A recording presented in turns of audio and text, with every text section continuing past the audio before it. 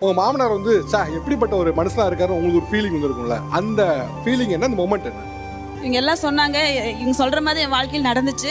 ஆனால் எல்லாம் மேரேஜுக்கு அப்புறமா நடந்த விஷயம். எனக்கு வந்து இவர் மேரேஜுக்கு முன்னாடியே வந்து பொண்ணு பார்க்க வருவாங்க இல்லைங்களா, அப்போ வந்து எங்கள் வீட்டுக்காருக்கு நிறைய இடத்துல பொண்ணு பார்க்க போயிருக்காங்க. அப்போது எங்களுக்கு வந்து நான் கிராம சைடுங்க, எனக்கு என் தங்கச்சி இருக்காங்க. அப்போது நாங்கள் ரொம்ப கஷ்டத்தில் இருக்கோம். அப்போ 2 பொண்ணில் ஒரு பொண்ணு கண்டிப்பாக கட்டி கொடுத்து ஆகணுங்கிற சூழ்நிலை அம்மா சைடில் இருக்குது. அப்போ இவங்க நகையெல்லாம் எதுவும் கேட்கல, இருந்தாலும் நாம் போடுற ஒரு மரியாதைக்காக கொஞ்சம் போடணும் இல்லையா அப்படின்னு நினச்சிட்டு இருந்தோம்.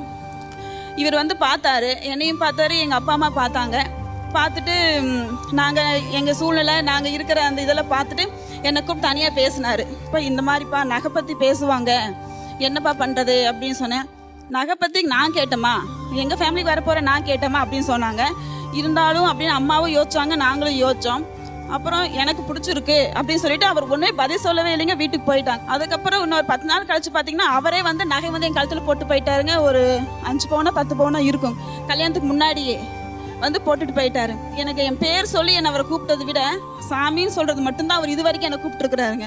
என் பேர் கூட அதிகமாக சொன்னதே கிடையாதுங்க. அவர் சாமி இங்கே வா, அதுப்பா இதுவா அப்படிதான் சொல்லுவாருங்க அவர். எனக்கு மருமகளை சாமின்னு தான் கூப்பிடுவீங்களா? இதுவும் முதல் முறையாக கேட்குறோங்க சார். யாரோ ஒருத்தர் பெற்று வளர்த்து 20 வருஷம் படிக்க வச்சு எங்கள் கையில் கொடுக்குறாங்கன்னு சொன்னால் சும்மா கிடைக்கிற தங்கம். அந்த தங்கத்தை எப்படி வச்சுக்கணும்னு சொல்லி போட்டு ஒரு பயம் கலந்த பக்தி. சம்சாரத்து மேலே மகன் மேலே வைக்கிறது பக்தி கிடையாது, மருமக மேலே வைக்கிறதா பக்தி. அதுதான் எனக்கு அவன் சாமி.